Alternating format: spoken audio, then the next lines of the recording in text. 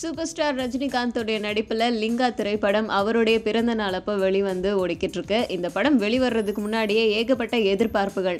அந்த எதிர்பார்ப்பே இந்த படத்துக்கு ஒரு லாபம் அப்படின்னு சொன்னாலும், வியாபார ரீதியாக இந்த படம் வெளியாகிறதுக்கு முன்னாடியே 90 கோடி வரைக்கும் இந்த படத்துக்கு லாபம் கிடைச்சிருக்கு. அதாவது சேட்டலைட் உரிமை மட்டும் 80 கோடிக்கோ, ஈராஸ் இன்டர்நேஷனல் நிறுவனம் வந்து உலகம் முழுக்க லிங்கா படத்தை ஒளிபரப்புறதுக்கு 130 கோடி கொடுத்து வாங்கியிருக்கிறதாகவும் தகவல் வந்தது.